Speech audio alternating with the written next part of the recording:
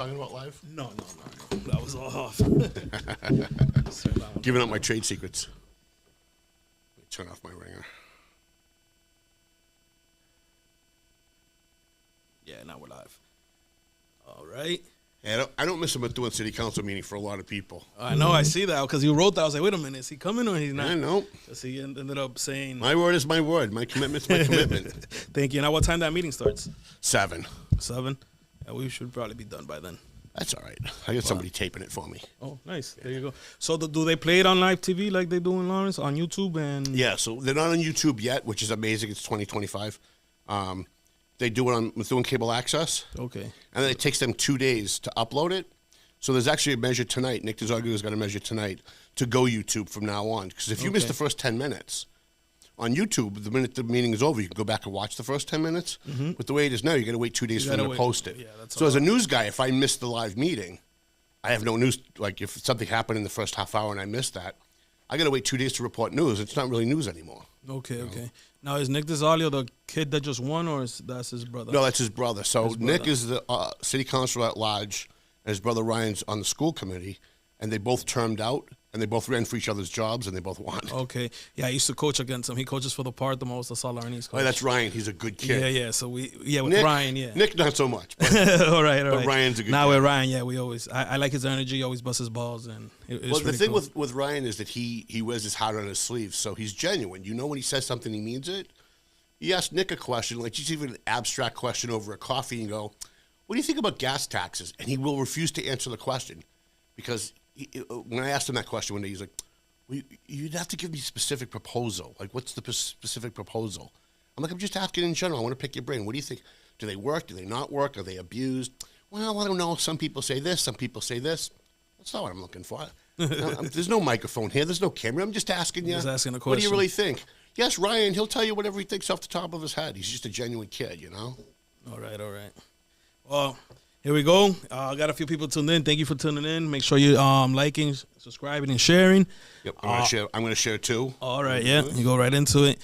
This is episode number 26 of Ways to Get the Check.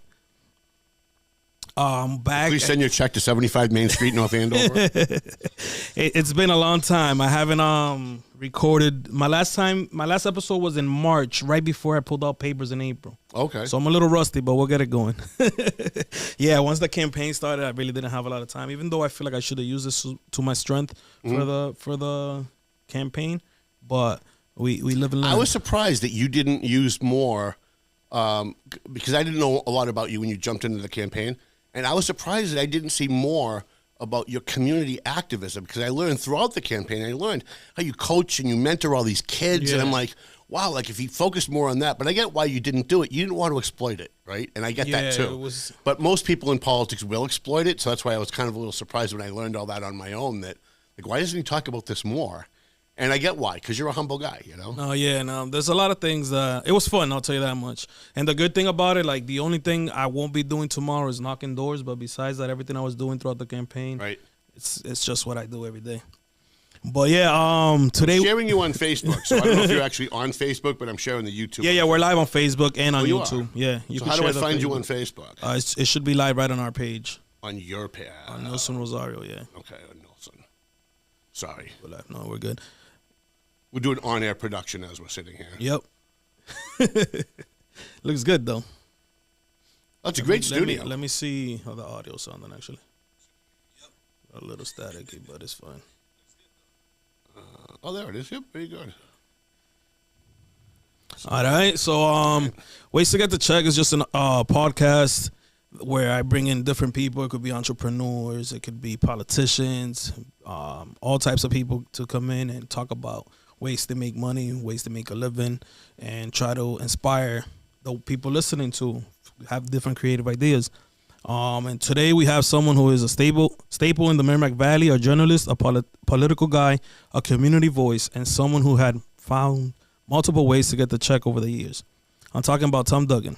Welcome, Tom. Thank you. Appreciate it. Tom is the founder of the Valley Patriot. He's been involved in local politics for decades, and he's someone I personally looked up to when I first stepped into the political space. I'm reading, by the way, because I had to type this up. That's nice to say, though. Thank you.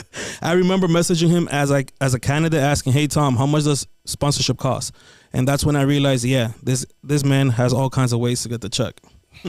But it's not just about earning, because Tom is also known for giving checks, big ones, especially through the Valley Patriot scholarships. He hands out every year to local students. He's built a platform, built a business, built a community, and built opportunities for others. So today we're going to ask about how he does it, what drives him, the grind behind his journalism, and the hustle behind turning passion into income. How much time you got? Just whatever, we out here. I think we don't get cut off on Facebook. Fantastic. All right. Thanks for having me, by the way. No, for sure. Yeah, and thank you for coming. And I never got to make it to yours. It was just really tough with the timing, and I work at a school, so I don't get out till after 3. Well, there's one every year, so that's the best part about the Valley Patriot charity event is we hold one every year. So if you miss one, you can always come the next year. That's true. We'll plan around People that who think they get out of it and went, "Oh, sorry, I missed it. I forgot." I go, "That's okay. There's one next year." I meant about getting into your podcast. I know I was supposed to go on onto my your show. podcast. Yeah, I would have loved to have had you. That's That what I would've meant. been Like, I great. forgot I didn't have any That would've time. been great. It was tough time. It was like in the heat of the campaign. Yeah. Once we got it, we I started had John talking to each Regal other. on, and I really had wished that I'd had more candidates on. But I cover more than just Lawrence. I cover Methuen. I cover Haverhill. I cover so much other stuff that it's just so hard with so many candidates. And I think we had a total. I'm going to be off on the number, but I'm going to be close. I think there was a total of 38 candidates between just Lawrence and Methuen, if you include everything like the Voc School Board, the Library Board of Trustees. And it's 38 candidates. It's hard to get when you have a once-a-week podcast. It's almost impossible unless you have panels on, all the time. But otherwise, yeah. Yo, so for an opening, I'm gonna do like I want to play a little game. I don't know if it's like the game Date, Marry, Kill, where you got 3 options. You got to marry, date, or kill someone. You are gonna get me in so much trouble. No, but instead, I already see this coming. But instead, we're gonna do vote, elect, and recall. Okay, so who would you vote for? Vote, elect, recall. Yeah, and if you had the power to elect somebody right now, who you elect, and recall, get them out of there. All right. We'll start with some mayors from Lawrence. Lantigua, Rivera, and Bryan. Wow. Fun and games. This is fun and games. Right out of the gate, huh? I definitely elect Bryan. I like Bryan. He's a good guy. I liked Manny, too. He was a friend. I didn't take sides this year. Vote, elect, recall. So vote and elect are kind of the same. So vote is just almost like, just a vote. You would vote for that person. I'd vote for him. Okay. Elect is like, you say who's the man. So this is going to surprise anyone who knows me. I would vote for Willie Lantigua, and I would recall Dan Rivera. Okay. Which is, everyone's going to be surprised by that. Willie and I were bitter enemies when he was mayor. We went at it really hard. I sponsored a couple of efforts to have him recalled. As we've stepped away from the 4 years of Willie Lantigua and some of the shenanigans at the beginning of his term, I really came to look back, especially through then Captain McNamara, now he's the chief in Methuen. I got to see that toward the end of his 4 years as mayor, he had learned a lot and tried to correct a lot of the mistakes that he made earlier on with the political attacks and the personal attacks. And I think if he were to come back now and run, I think he'd be a very different mayor. I think he would govern very differently. I think he would treat people very differently. So I would vote for him. I would elect Bryan. I would recall Dan Rivera. Dan, I supported Dan when he ran. Yeah. Liked Dan as a person. When he turned on TMF, threw them out of the bus station, started bulldozing tents of the homeless. I think one of the problems that I had with Dan as a mayor, he's a good person. He means well, but he was a former MP, right? He was in the Army. He's a former military police. And I just think he had that bulldog attitude that, like, once he made his decision, you could show him videotape that he was wrong and he was not going to change his mind. And so I think Lawrence toward the end of his term suffered a lot because of that. Because you have to, in this business, and it is a business, you have to be willing to shift gears when you get new information. We saw Neil Perry when he got elected in Methuen. He had a very different philosophy when he first came in that he had when he passed away last year or a year and a half ago. Because as he learned new information and he saw that things weren't the way he thought they were when he was running, he had to adjust to that. And by adjusting to that, sometimes you change your whole platform. and Dan was incapable of doing that. He was just too rigid.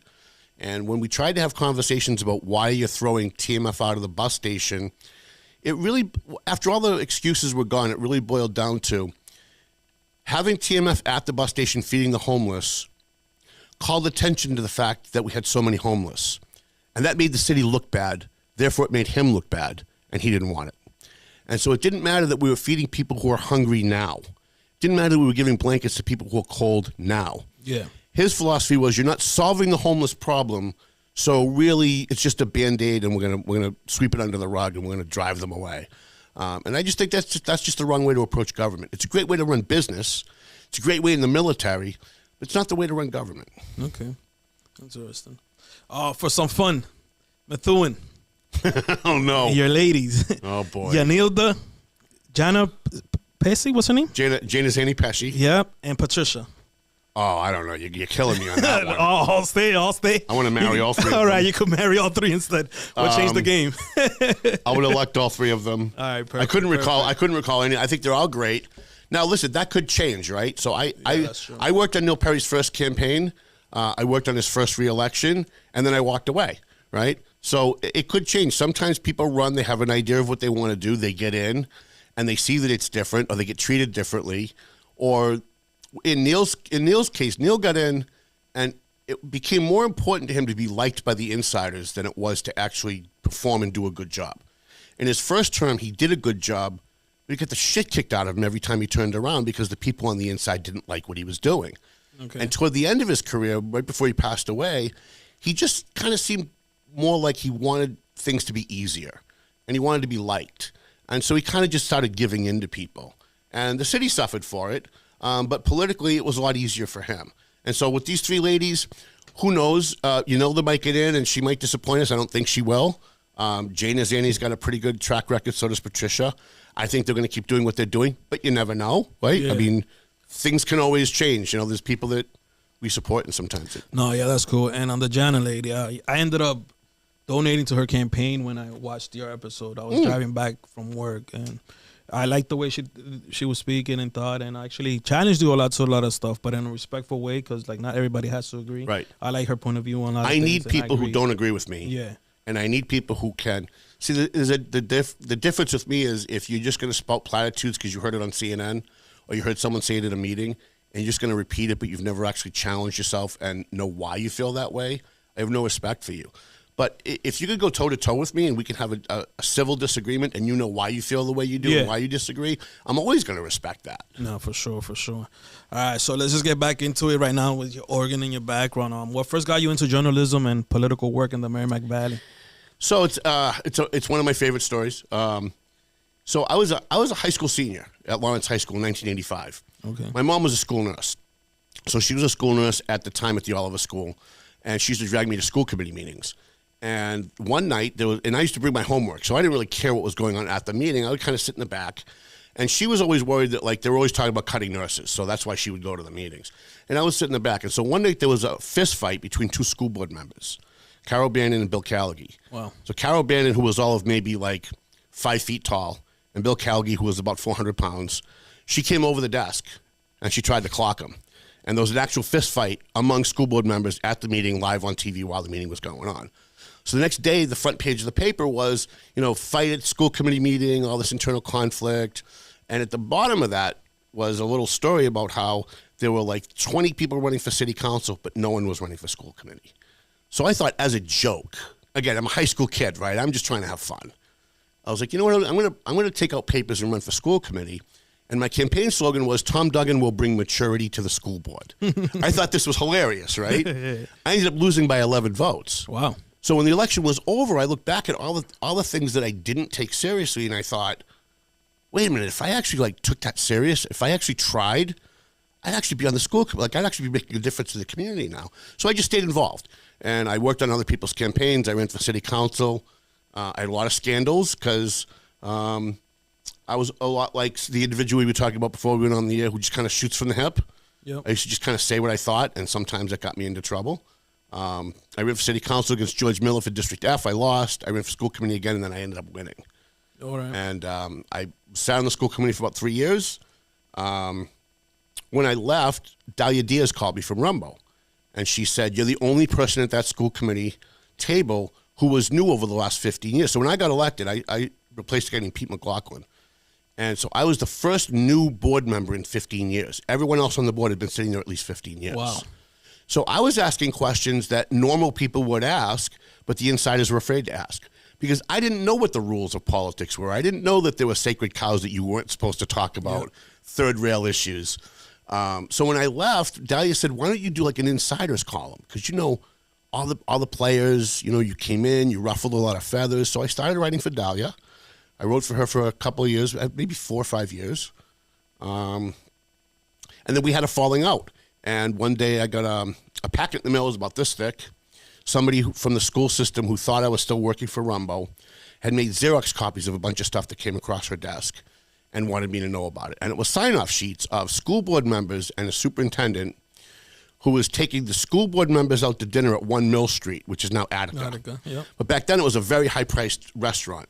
So they served like lobster and steak and duck and, high-priced items. It was kind of like Bishop's way back in the day.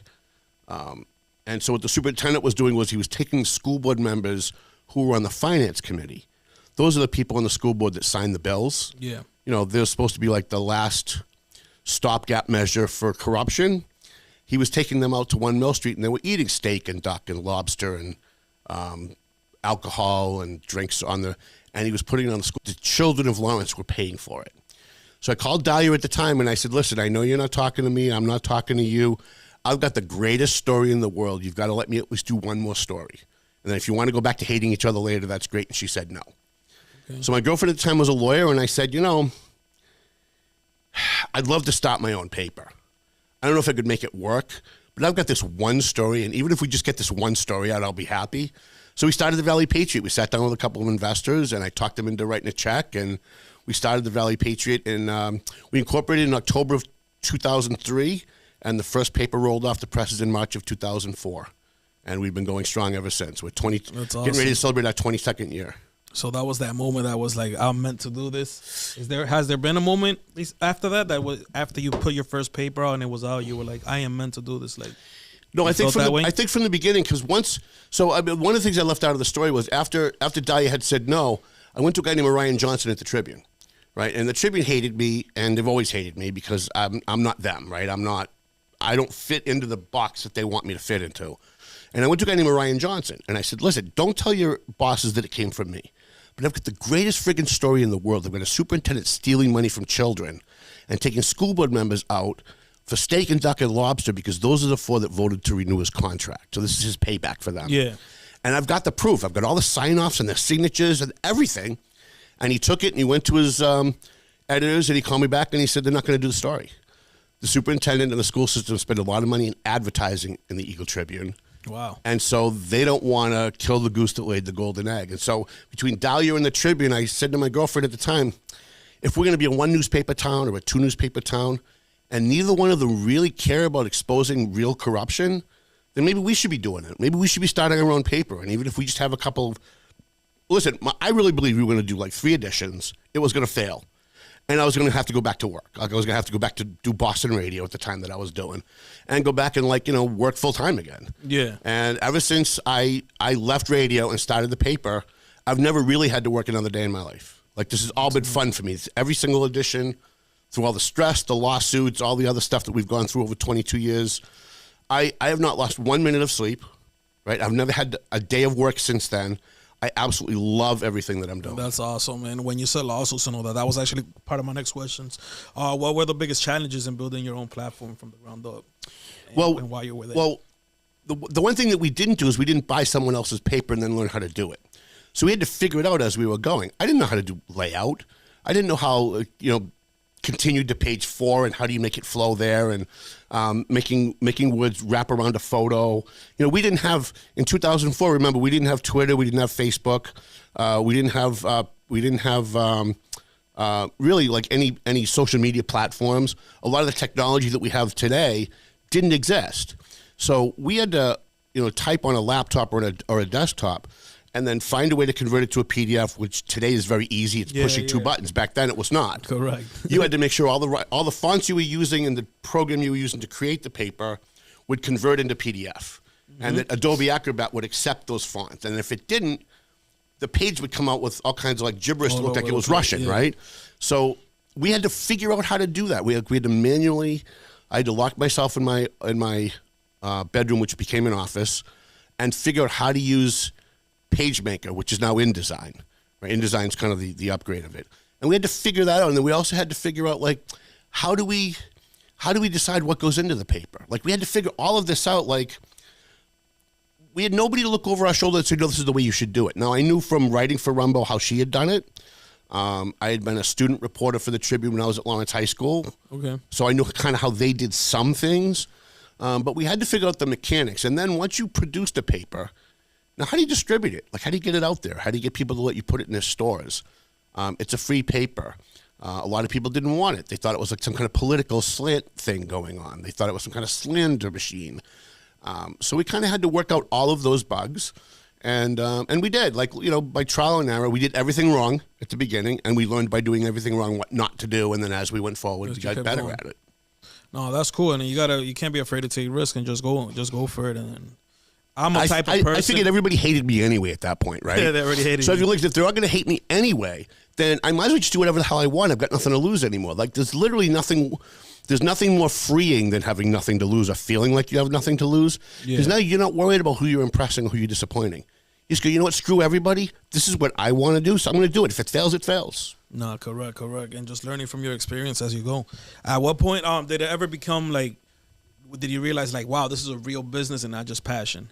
Even though you have passion towards it, but like, has ever been like, if you have to do this to meet ends and keep going, or?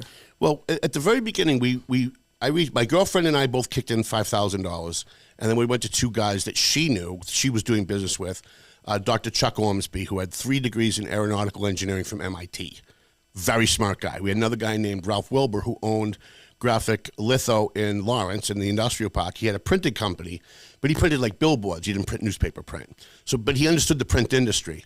On our very first edition, so we thought we needed their investment money to start the paper. But in the very first edition, all the people that were advertising on my radio show on WCCM heard that I was going to start a paper, and they said, we want in. If he's going to do in print what he's doing on the radio, then we want in. Okay. So we were in the black from the very first edition. We've never been in the red in 22 years, other than like COVID. Yeah. We've never been in the red. So after the first edition, we tried to buy the other 2 guys out. We were like, listen, we thought we were going to need your money, but we don't. How about we give you back your $5,000, maybe an extra grand for your troubles? Yeah. And they were both like, no way, we love this. This is great. Like, we love you're exposing corruption. You took down a superintendent in Lawrence who ended up going to jail, by the way. Wow. Yeah, he went to jail. 2 other people went to jail. Every single person that was on the school committee that was involved in that ended up getting thrown off. And so at the very beginning, we knew we were onto something really big, because we had kind of come up with an unofficial slogan of the Valley Patriot, tomorrow's Eagle Tribune stories today. Okay. Because if we didn't cover it first, they weren't going to cover it at all. And if we covered it, then they would try and steal our story and take credit for it, because more people at the time were reading them than us. I see. And then people would pick up our paper and go, oh, you copied the Tribune. And I'd be like, yeah, but look at the date. We came up before they did. So we kind of knew from the very beginning that we were onto a good business model. We had a very good philosophy at the beginning that we went to. Like, Lonnie Brennan was a guy who was he was a selectman in Georgetown. We went to Peter LaRock, who at the time was on the school committee in Lawrence. We went to a board of selectmen in North Andover, and we said to them, every time we pick up the Tribune, they're savaging you. Every time we pick up the Tribune, it's negative about you. Have you ever written a letter to the editor and tried to get your side out? And they all said the same thing. Same problem I had when I was on the school committee. They hate me. If I write a letter to the editor, they refuse to publish it. If they do publish it, they cut 3 or 4 paragraphs out, make it sound like I'm saying something I'm not really saying. And we said, how would you like to have your own column in the Valley Patriot, and it's going to say what you want it to say, and we won't edit it. We'll move commas, we'll correct spelling, but if it's too long, we'll send it back to you and say, you have to cut a paragraph. So when it goes into print, it's what you want it to say. And the next thing we knew, we had little pockets of support in Georgetown, North Andover, Haverhill, Methuen, because people that were shut out of the media process who were in politics, they were trying to do good things, but were being savaged by the local paper that didn't like them, suddenly had a voice. So, you know? somewhere to publicize.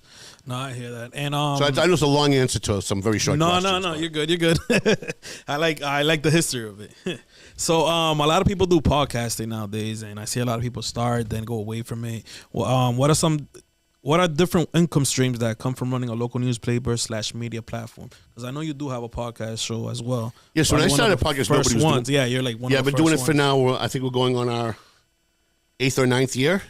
So when we started, there was nobody, at least locally, was doing podcasts. There was some out there, but I had done radio for 35 years. I had my own show on CCM on a daily. I did WCAP in Lowell for 14 years. I was in Boston for about 8. And I quit for a while to start the paper. Then I went back to WCAP part-time to do a kind of basically go back on radio and kind of cover the stories that the paper was covering. So it was a good way to promote the paper too, get advertisers for the paper. And then I quit radio. I've been fired a bunch of times. You know, radio sucks, okay? There's no money in it. And my only deal with every radio station I ever dealt with, and every single owner broke the deal. My deal was, you sell ads on my show, you keep all the revenue. I'll sell ads on my show, I'll give you half. But when I turn that microphone on, that's my fucking show. You don't tell me what I can say, you don't tell me what I can't say. Because there's going to be times when your politics and mine are going to be different. I need the freedom to say what I want. And that's why people tune in. That's why people pick up the paper. That's what's going to make you different from others. They don't want somebody who's just a cookie cutter model of everybody else. They want something different. And so I was at CAP back in 2014 or 15. I'd been fired a bunch of times. I was the highest rated show on the station. Every time they fired me, within weeks, they'd come back and beg me to come back. And I'd say the same thing. It's the same deal. If I come back, I have the freedom to say what I want on my show. And it would always work good for about 6 months. And then I'd say that one thing that really pissed them off, and then it was a problem again. So I finally walked away. I finally said, I'm done with radio. I'm not making a lot of money at it. I love doing it, but I'm done. A guy named John Bergeron came to me about 4 years later, and he said, there's a guy in Salem, New Hampshire who opened a podcast studio. And I'm like, what's podcast? I had no idea what it was. He said, well, it's kind of like radio, but you're gonna do your show live on Facebook and YouTube. And you can swear, and I smoked at the time, and you can smoke. Because I had one of the big problems I had at the radio station is you couldn't smoke in the studios anymore after like 2005, I think, or 2008. Yeah, you couldn't smoke anymore. Everywhere. So, like, that was always a problem with me. And he was like, you can swear, you can say what you want, and the guy that owns the studio is going to charge you for the time, sell all the ads you want, keep all the revenue that you want. It's $100 an hour. And it comes with a producer. So I said, no, I'm not interested. I don't want to go back to doing that. I kind of walked away from it, had a bad taste in my mouth. And he kept coming to my office with coffee and breakfast and pizza. And finally he said, well, I set up a meeting for you with Dave Garofalo up at Two Guys Smoke Shop. That's the guy that has the podcast studio. Come with me tomorrow. Just meet the guy. Just hear what he has to say. And I did. And within 5 minutes, we had a deal. I signed a 5-year deal with them. I think I made somewhere in the neighborhood of like $4,000 my first month. Wow. So I went to all my print advertisers and said, I want to go back to radio, but it's this thing called the podcast. And I explained what it was because nobody knew. I said, I'm going to put your ad on the screen, and it's going to scroll while I'm talking in front of the desk. And everybody's kind of intrigued by it. And everybody who had stayed with me had kind of stayed with me through all my other little ventures. And it had always been profitable for them. So they all kind of took a chance and said, okay, we're willing to do that. And they did. And I'm still doing it now. We just left Two Guys about almost a year ago. That's Salem, New Hampshire, right? It's Salem, New Hampshire. Yeah. And we only left there because when we started, he had just built the studio. We were his first podcast. And then over the few years after that, there were about 16 podcasts that were renting studio time there and doing their podcasts there. But when COVID hit, everybody realized that they could do it from their basement and not have to pay anybody. Yep. And so I actually did my podcast through COVID. I never stopped. Everybody else stopped and promised to come back, but nobody ever came back. So from COVID till last year, Dave was kind of carrying me. And he came to me about a year ago and said, listen, the insurance that it cost me to have you here, I lose money. Nice. And you've been good to me, and you're my first podcaster, and I didn't want to throw you out. But unless we can get more podcasters to come, the insurance is just too expensive to have you here. So if you could find another place, I'm not going to throw you out tomorrow. Like, find a place, but I'm going to give you like 6 months to find a spot. And I was sitting up in my office. My office is on Main Street in North Andover, and I'm looking out my window in my office, trying to figure, like, where do I just kill the podcast? It takes a lot of time. It's a lot of preparation. It kills a whole day. And I was like, I don't know what to do. And I'm staring out the window. And what I'm staring at is, you don't mind if I swear, right? No, I don't mind. What I'm staring at is a fucking sign that says North Andover Cable Access across the street. And I went, wait a minute, there's a cable access studio right across the street. So I walked across the street, introduced myself to them, and said, here's my situation. What would you charge me to just rent your studio time? And they were like, well, you smoke on the air and you swear. We don't know if we really want you on our cable access channel. And I'm like, no, I don't want to be on your cable access channel. I want to sell my own ads. I want to keep all the money. I want to rent the studio and podcast it on YouTube and Facebook like I was doing before. And Brian Frazier, who manages over there, said, we've never really done that before. Let me run it by my board. I think we can do it, but we've never done it. Let me run it by my board. He called me the next day and said, we just had a board meeting. You're in. When can you start? Oh, that's good. So there was no lag between leaving two guys and starting at North End of the Cable Access. For 6 months. And we're still selling. Like, I still get at least 2 calls a week from businesses that say, how can we sponsor your podcast? How much is it? What do we get? That's pretty cool. I want to piggyback off that. A lot of people don't understand how sponsorships and advertising work. Can you break that down a little bit for us? Yeah, so between the paper and the podcast, it's all different revenue streams. So I'm a free newspaper. Valley Patriot's a free paper, and I liked it being a free paper because we're in Market Basket, right? So a guy that owns a painting business is out shopping with his wife, and she grabs it on the way out the door, and he starts looking at it when he gets home, and he sees all the ads. He sees a full-page ad for Brian DePena. He sees a half-page ad for Jana Zani Pesci. He sees a pizza shop. He sees a lawyer. Oh, I know that pizza shop. I know that lawyer. And he calls them, and he says, hey, I see your ad. Does this work for you? And they brag about it, and they say, yeah, that's why we've been with them for 10 years. So they call me, and they ask me for ad rates. People happen upon the podcast. Maybe I have a guest on that they know, or someone's talking about it on Facebook, and they'll call me and say, excuse me, what are the ad rates? For me, it's at the bottom of my screen, I've got 3 windows that scroll the different ads. So the middle one is just my logo for paying attention, which is the name of my podcast. And then the 2 on the side will scroll. So one will be Lambert Law Office, and one will be AFC Urgent Care. Okay. And then that'll be there for 30 seconds, and then that will flip to Salvatore's restaurant, and the other one will flip to something else. And so I'm charging $200 a month. I charge $50 a week, and there's no cost associated with that, right? It's just a graphic on a screen, right? So you could put that at the bottom of this screen right here, and you could put at the bottom 3 different graphics of whoever your podcast sponsors are, and they're going to write you a check, or they'll put you on auto pay so it automatically goes into your account. I only pay $100 for an hour for the studio. So if I charge $200 for one sponsor for the entire month, that pays half. So 2 sponsors pays my expenses. And then after that, literally everything is profit. So I get 16 sponsors. Nice. And what I do is that money goes into the Valley Patriot account, and that helps us to keep the print edition going. Print is dying. Yeah. And so what I'm trying to do is have different revenue streams to keep print going, because I still think that there's a value of holding a paper in your hand, bringing it home, sitting, on the couch or on the toilet, which is a lot of people say they read me on the toilet, which is hilarious, and flipping through it and seeing a picture of, your grandson, playing softball or playing Little League. Sure.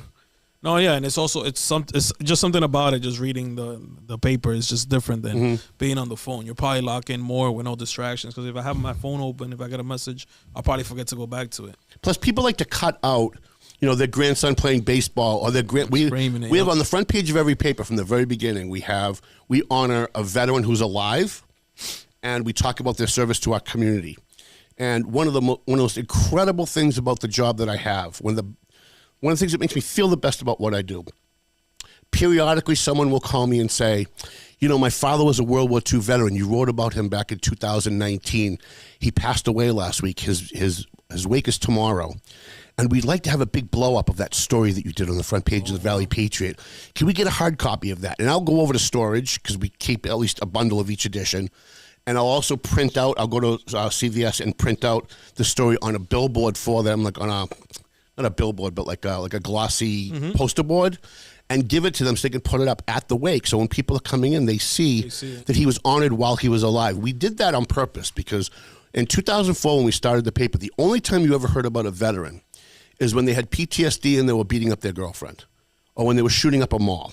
And veterans, at least at the time, it's changed a lot since then, but at the time, veterans were only really talked about in a negative way.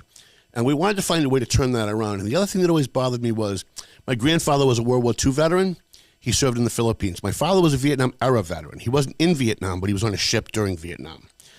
And the only time they ever heard someone talk about their service and thank them for it was at their wake and their funeral. And so when we started this, I always felt bad about that. I always thought, wouldn't they like to hear that when they were alive? So we said, let's not do a story about guys that are already dead. Let's find people that are still alive out there that have served their community, maybe like Randy Carter, served his community 3 tours in Desert Storm, served in the Army and in the Air Force, came back and started Veterans Northeast Outreach with John Recca to help homeless veterans. Here's a guy that went off to war, got shot at 3 times, came back, and didn't go back to normal life. He said, I'm going to come back and I'm going to help other veterans.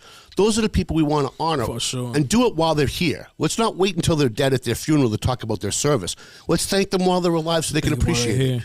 And how do you get in touch with those people? Do you do the research? People inbox you? So if I knew a veteran. Yeah, just send me an. I used to write them myself, then I started hiring people to do it. Now we've got a veteran who writes the veteran stories. Oh, that's awesome. Which is great because he knows the lingo and he understands it better, so he does a better job. His name is John Cuddy. He's a Navy CB.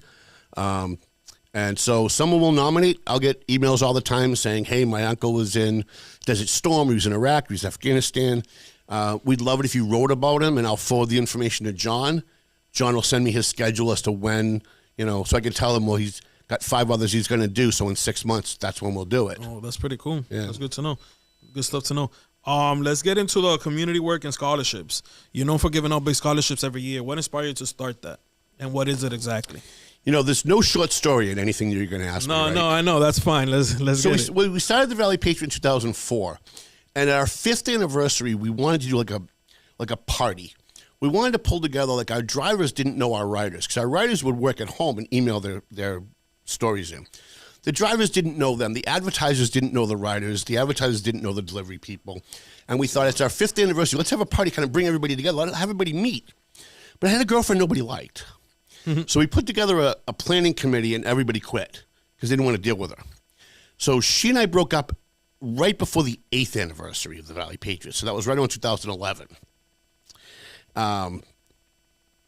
3 of the people that we tried to put together that didn't want to do it because they didn't like my girlfriend called and said, now that you're not with her anymore, do you want to go back to that idea that you had about having like a party, like a yearly party for the Valley Patriot? And it's good because lots of publicity. Maybe you'll get new advertising out of it.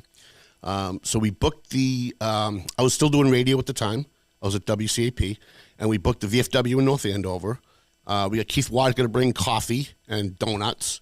And we thought maybe like 40 or 50 people would show up. We'd have a great little party. Then we'd take pictures, put it in the paper, and it'd be good publicity for everybody. 350 people showed up. Wow. We didn't even have enough coffee for anybody. We were giving people cash to go buy pizzas. Jim Lyons was the state representative. He showed up with a proclamation from the legislature. Charlie Baker was running for governor, and he showed up with proclamation from like the Republican Party. We had a couple of Democrat reps show up with something. We walked out of the room that night with all these presents that people bought for us. And we were like, this is not why we did this. We did this just kind of like for fun for everybody. But if people are willing to come and bring us stuff, I wonder if they'd be willing to come and bring stuff for like other people. Nice. Like what if like instead of doing this for us, because we don't need presents, I don't need plaques, I don't need awards. Coffee mugs. So we kind of threw it out there on Facebook. Facebook was just kind of getting big. And a guy named Chris Eldridge from the Lawrence High Alumni Association, who'd been trying to get me to join forever because I'm a Lawrence High alum, class of 85, called me and he said, hey, I was at your last party. It was kind of chaos. I saw you post on Facebook. What would you say about having a yearly event where you use the event to raise money for scholarships for a Lawrence High kid? And I was like, great. We were actually talking about that. Like, how do we how do we like take what we're doing is good, but how do we do something better with it? So the first year we gave a $100 scholarship. We had a raffle in the room. Had a $100 scholarship, $100 that we gave to a kid named Devontae Jones. He was a 2010 graduate of Lawrence High School. He thought, like, this is great because I got scholarships for school, but I didn't realize there was all these like application fees and all this other stuff. And so this will help with that. So we knew it wasn't like paying for his college, but it was something. Yeah. The following year we raised $3,000, then it became $5,000. Jessica Finicaro from the Methuen School City Council called me and said, Tom, your first 2 years you went to the Vogue. How about doing a Vogue scholarship? So I said, well, I'm busy. Like I have to run this whole event. But if you want to run the scholarship, like you pick the kid, go to the guidance counselor, ask for some applications. I'll give you a criteria of what kind of kid we want. And you want to like pick the kid and come, we'll raise the money and we'll let you present the big check. And so we added the Vogue. And then over time we added Methuen High School and Haverhill High School and Whittier, North Andover High School. And so it just kind of grew and grew and grew. And last year we gave out $68,000 in scholarships in total to 7 kids. That's awesome. And it grows every year. And every year we walk into this first meeting. We had our first meeting yesterday thinking there's no way we could beat what we did last year. So let's just shoot to get close. And every year we beat it. Like every year, awesome. Someone comes out of the blue. Charlie Baker last year came out of the blue, former governor of Massachusetts. He'd been to our first bash before he was governor. And he came out of the blue. He was following me on Facebook and called me on the phone and said, I want to give you $3,000 for your scholarships. Give it to the kid that deserves it the most. Give it to the kids at the bottom. 2 days later, Nancy on my bash committee called me and said, I have a friend that works at Walmart. She follows you on Facebook. She loves you. They have a charity account that they can give to people in the community, but you're not a nonprofit. So I called my friend Dee O'Neill in Haverhill, and I said, you have this nonprofit 411 Cares. If they give you the money, will you write the check to the kid's college? And she said, we're happy to do it. We won't even take any overhead. So they ended up giving us another $3,000. Nice. So little by little, all these like corporate sponsors started showing up, but it was because we were consistent. Year after year, we were doing it. And the most important thing, anybody out there that wants to run any kind of charity, the most important thing is people need to know that 100% of what they're giving is going to where it's supposed to go. So we start off with the tote board of, we pick the kids, and then we post the pictures of the kid on Facebook and say, this is our kid from Lawrence High School. Last year it was a kid named J. Ronnie Farron. He just graduated Paris Island Marine Boot Camp last week. We put J. Ronnie's picture up. We said, if you want to donate, here's our Venmo, here's our PayPal. Someone makes a $100 donation. We go on Facebook with his picture and say, Nilsa Rosario just donated $100 to J. Ronnie Farron, and his total is now $100. The next person donates $5, we do the same thing. The next person donates $500. So the donor and the recipient both know, total transparency, how much money they're getting. Happening. Now, when you Venmo me $68,000, there's a 3% fee on that. So our fee last year was somewhere in the neighborhood of $1,800.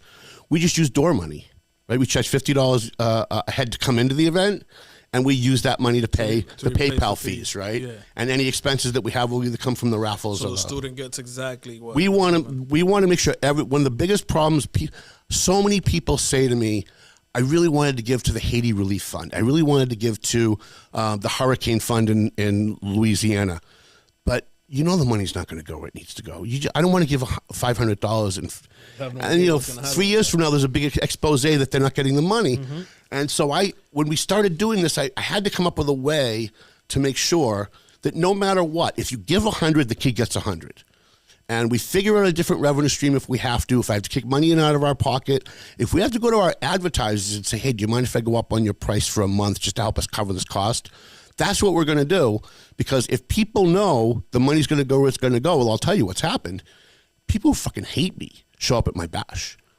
Willie Lantigua, in the middle of our biggest war ever when he was mayor, showed up at my bash and donated $500. And he came over to me and he said, Tommy, my friend, I'm going to give you this money because I know you're not going to get a dime of it. If I thought for a minute you were even going to get a penny of this money, I wouldn't be here. Give it to you, or be here. Yeah, so I get up every year at this event and I look around the room, and at least a third of the people in the room won't even say hi to me tomorrow if I run into them at Market Basket. But they're here because they're grown-ups, and they realize that we can put our animosity, political animosity aside, because they know the money's going to go where it's supposed to go, and they trust that because we're completely transparent on social media, they can trust that that kid's going to get it. They also know that even though we don't get along, when we present the big check, if you contributed, get in the picture. Yeah. Friend or foe, like even we're bitter enemies, get in the picture, because we want to project to the community, this is how communities are supposed to be. This is how it's supposed to be done. We're supposed to be able to pull up our big boy pants, put aside our adult differences, and do something good for the friggin' kids. Yep. And how do I know Phil Glenda has one, rest in peace. How do the topics or the categories come about? So it just kind of morphed over the years. So we started off with the Lawrence High Scholarship. And originally we went to the Lawrence High alumni and said, how many scholarships do you guys give out a year? And they said, let's make up a number, like 84. And I said, okay, give me the kid that would have been 85. If you had one more scholarship, I want that kid. Then we ran into a guy named Eugene Smith. I'm president of the Lawrence Lions Club. And Eugene is a Korean War veteran who sat on the board with me. And he came to the bash one year, and he was just so in love with what we did. He said, walking out of the room, he's walking me in my car at the end of the night, and he said, I will give you $2,000 next year and every year, but I want this scholarship to go to a kid that's in ROTC. Okay. I want this to go to a junior ROTC kid that's going into the military that's going to service our country. And even though they get the GI Bill, there's a lot of things that doesn't cover. Sometimes it doesn't cover books. Sometimes it doesn't cover fees. So let's make sure these kids get what they want. So that became the Eugene Smith Lawrence High Junior ROTC. And then our friend John Ratka died, who started Veterans Northeast Outreach. So we called it the John Ratka Eugene Smith Junior ROTC Scholarship. Phil Glenda used to come to our scholarship, come to our bash every year, used to help us give out this scholarship for Lawrence High kids. And then, God, I'm going to get the year wrong, but at least 5 years ago, a little bit longer, he passed away right before the bash, like a few months before the bash. And he had already paid for his tickets. He had already made a donation. He had already bought a table.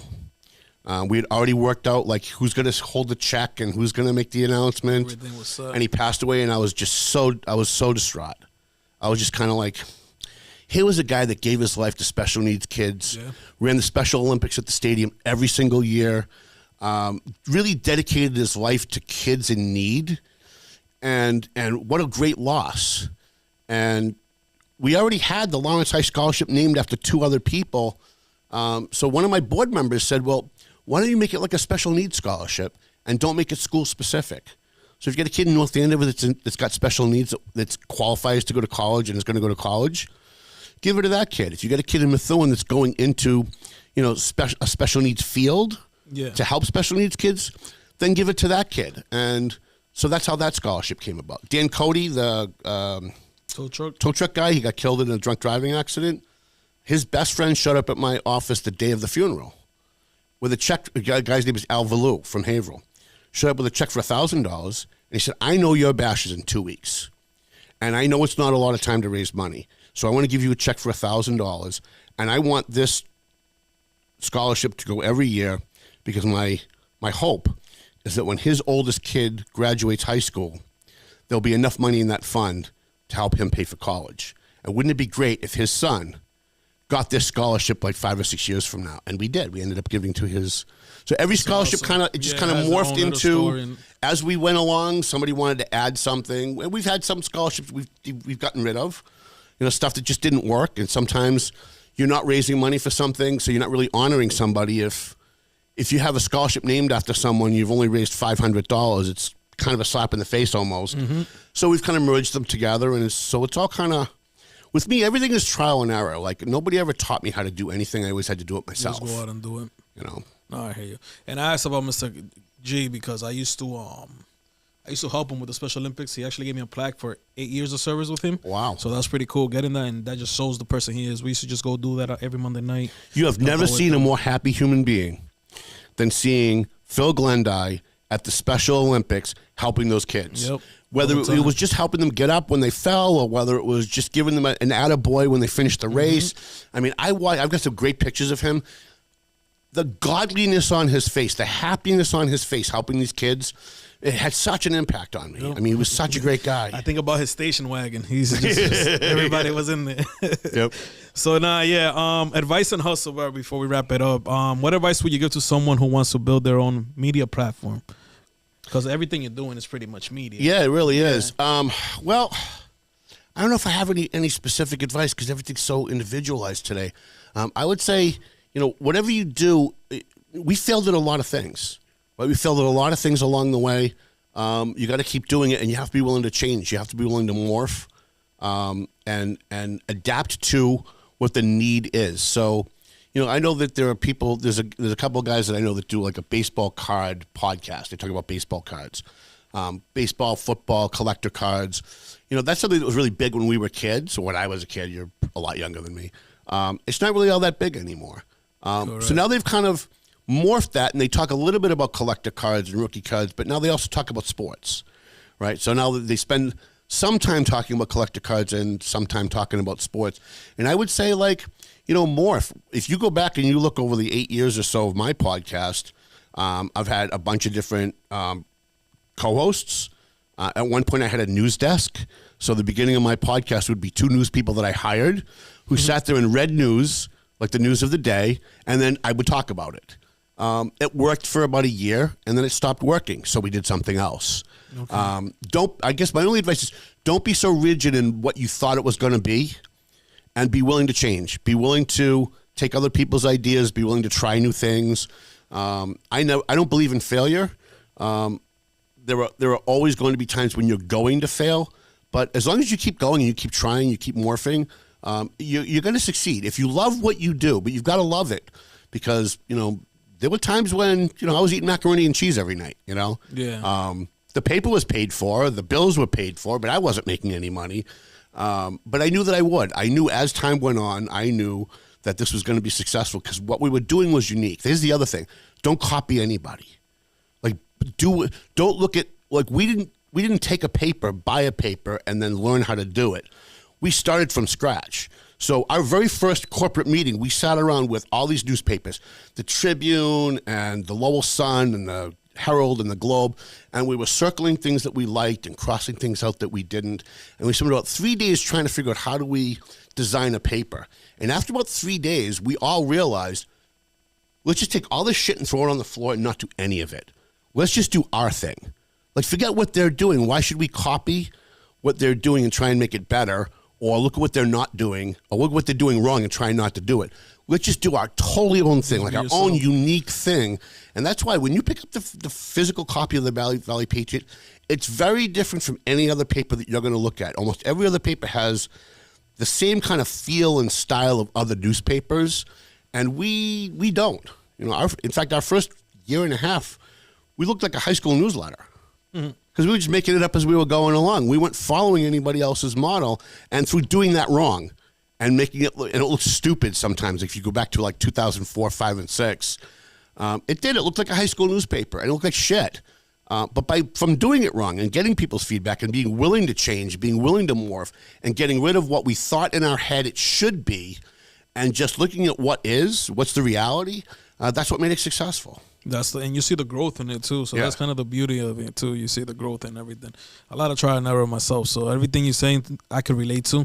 I just go out and do things and keep going. If you want to go, I started in 2020. So if you go 5 years ago, you see the difference in the episode and stuff. I'll send you one. I have one with Michael.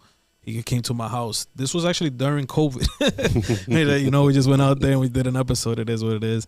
That's another thing. I wanted to go over to and maybe I need to be able to storm out more, but I'm a big guy too. I kept my campaign on everything that I do and not trying to be seen and doing other stuff, because with Michael, I always donated hoodies, brought food, but always been in the back. Yeah, you've been a big supporter of TMF. So, I always been. By the way, I admire you, and there's other people like Jana Zani Pesci, Ryan DiZoglio, Stephanie Infante, Giovanni Rodriguez, Pavel Payano. They show up randomly with food, with blankets to help the homeless. And the first thing Pavel says when he gets out of his car is, I don't want to be on social media. Don't put me in the paper. Correct. Those are the people, when bash time comes, that we go out of our way to honor. Those are the people that last year Pavel was our keynote speaker. The reason he was our keynote speaker and everybody else was saying, well, why him and not Seth Moulton or not this one or not that one that wants the microphone, is because he showed up to help, not to get his picture on social media, not to get his picture in the paper, not to get credit. He showed up for the right reason. Correct. Those are the people we want to help. Those are the people come election time when Stephanie Infante calls me and says, I need help. I will climb over mountains to help her, because when there's no cameras and there's no microphone, she's there. She does her part. Yep. You said you met yesterday for the bash? Yeah, we had our first bash meeting for March. Info on it on day and everything? Yeah, it's March 27th, Friday, March 27th at the Elks. We haven't decided on a price. Everybody wants me to go up on the price. I'm trying to keep it as low as I can. I really hate that sometimes these events get so big that you price out your readers, you price out the average person who doesn't have a lot of money. Yeah. So I think we're going to try and keep it around $50, somewhere in that neighborhood, to get in. But every revenue stream in that room goes to something. So last year, all the money we raised for scholarships obviously went to scholarships. The 50-50 money, the person who wins the 50-50 keeps the money. The other half we donated to TMF. Okay. The raffles, we have raffle baskets, liquor baskets. All of that money went to Veterans Northeast. Went to Clear Path for Veterans New England. Because Clear Path, by the way, if you really want to help veterans and you really want to give money or give something to help veterans, Clear Path for Veterans, we work with them directly through Jason Gilbert, because 100% of what you give, if you give them $100 for a homeless veteran, that $100 will go to that homeless veteran. Straight to them. And they will use it to buy them groceries. They'll put them into a housing unit and use it for their electric bill or for their heating bill, because ClearPath gets grants from the VA to pay for their overhead, which allows them to give 100% of what you give them for veterans. And they will show you the receipts if you ask them. So if you made a $500 donation and said, where did that money go? They'll show you exactly where the money go, and they'll even introduce you to the veteran if you want them to. That's good. So That's good. every revenue stream in the room, we try to use to help the community. And then, we have very few expenses. Everything gets donated. Salvatores donates the food. The Elks donate the hall. The DJ donates his time. Our program books get donated by Bob Westcott. Photographer? The photographer, Angel does the photography for free. And there's a few little expenses, like Henry's Jewelry and Awards makes the awards. They charge us their costs, so they don't charge us for the engraving and stuff. No profit. But if they charge us like $80 per plaque, we have 10 awards we give out. That's $800. So we just use door money for that. So everything kind of has its own thing, its own category, and every year we try to add something. Every year we find out there's a cop with cancer, or there's a kid that who's just become homeless. He lost his dad or something. And we try to find some way in the room. Plus, everyone in that room is somebody. You've got mayors and city councilors and state senators and state representatives and presidents of companies. And it's very easy to go over to them that night when they see what we do and say, hey, we've got somebody we really want to help. We don't have any way to help them. What do you think? And you find out that guy's on the Methuen Exchange Club or the Lawrence Rotary Club. And they can go to their members and say, how do we help this person? Yeah. Networking. Yeah. That's awesome.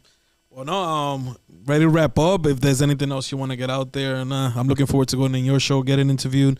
Not many people interview you, so I was like, let me get you back in here. Mostly because I never shut up. Okay. Most people regret it once they do ask me on it. I never get asked back. No, listen, I love what I do, and I didn't know what path I was going to have when I was younger. I really wanted to be in politics. I really wanted to be a cop. I wanted to follow my father's footsteps. I was always very controversial. There were always corrupt insiders trying to stop me from doing anything that I wanted to do. I took the police exam, and I jumped the list because my father was killed in the line of duty. And then the city of Lawrence committed fraud to keep me off the department. I had to sue the city and won to try and get on the department. But by the time the appeals were over, I was too old to get in. So they had to pay me for the fraud that they committed. So I was always up against the tide. I was always fighting the insiders. But I just used it as a strength. Like, I used it to change direction, morph with what's going on, try and find a way for that. Water just always kind of finds its path no matter what you put its way. And I just kept trying to do that. And I am so lucky, knock on wood, that, God put me in a position where I can help people. I was 11 years out of high school when I could afford to go back to college. After I graduated in 85, I was 11 years out of high school before I could afford to go to college. So for a guy that couldn't afford his own college to be able to get up and give out $68,000 to kids that nobody else would help, I feel way more honored than they do. Like, I really do. I look back and say, I wish there was a me when I was in high school, because I would have been able to go to college right away, and I couldn't. And I had to pay for my own college. And I get up and I say, wow, like, look where I've come. Like, I sold slush on South Union Street, and I drove a cab, and I did all these jobs to pay for my own college. And now I can stand up here and I can pay for other people's college. Granted, with other people's money. But no, yeah, that's still amazing. And I see it growing. I think you will pass every year. Like you said, it's just going to keep going up. Yep. And well, maybe you'll pay for a whole education. But you know what makes all this work? You keep it going, too. I don't want to kiss your ass, but what makes all this work is people like you. It's people in the community that have their own little platform, that have their own business, or they have their own thing. They're a candidate. They've got their own committee. And they see what we're doing, and they say, we want to help. And so you might not think that you reaching out to help and asking me to promote my bash is going to help. I guarantee you that within a week, someone's going to watch this podcast and call me and say, how do I donate to a scholarship? How do I sponsor your event?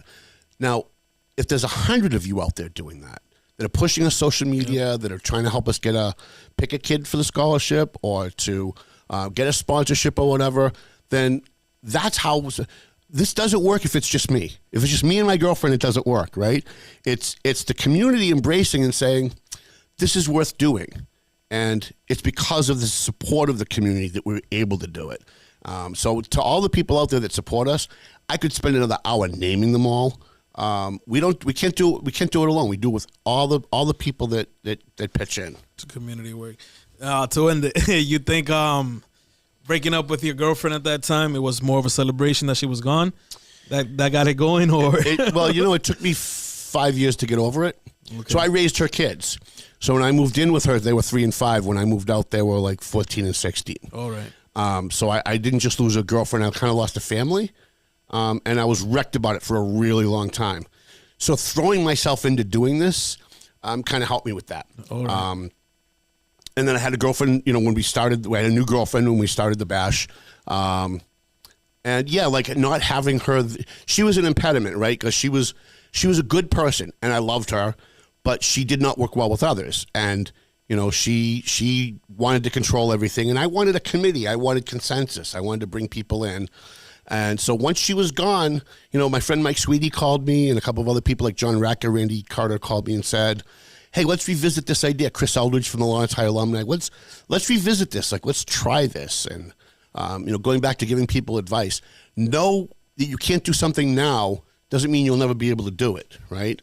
If there's an obstacle now, an opportunity might come down the road, and maybe it's just not your time, You lost your city council race. I see a huge leader in you later on.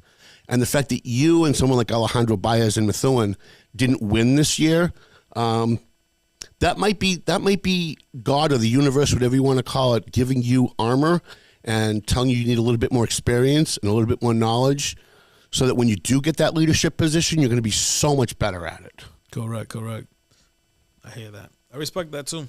Enjoy it. I appreciate it. Well, listen, you deserve a lot of credit for running. You did something that most people will never do. You put your name and your family and your reputation out in public and said, I want to help the community. And there's way more negative downsides to that than there is positive. Way more. And most people don't realize that. Everybody's an armchair quarterback. Everybody watches the council at home and says, I could do a better job. But until you've actually done it, until you've actually put your name on the ballot and gone out in public and exposed your family and exposed your business and exposed your past to a lot of people who may not have your best interest at heart, most people don't realize the sacrifice that it makes to just run, much less win. When you win, it's even worse. Because once you're an elected official, now the rules for slander change. Like Altagracia Maggi, if she was saying about Brian DePina as a private citizen what she says about him as mayor, she would have already lost everything. He would have already sued her and taken everything away from her, because the slander laws are different when you're a public figure. That's why, like Hollywood celebrities, the Inquirer can get away with saying things about them that they can't say about you, or they can't say about the guy who lives next door to you. Yeah. As a private citizen, you have more rights. Once you become a public figure, once you become an elected official, the rules change significantly. And the scumbags out there know it. They know it, and they take advantage of it, and they will slander. Look at all the people today talking about Donald Trump and Jeffrey Epstein, you know. Just do your homework and you find out that none of that is true. But he's the president. What are you going to do? Right? What can he do? He's the president. It's so much harder to sue and win once you're a public. I mean, I've done it. I'm a public figure. People have sued me and I've never lost. But that's because I know where the line is, right? But had you won, you would have found it changes everything the minute you take office. Yeah. Sorry, I know you probably. No. We're good. We're good. All right. Shut that off. Hey, thanks for everything, man. Appreciate it. Thank you for coming. Oh, sorry.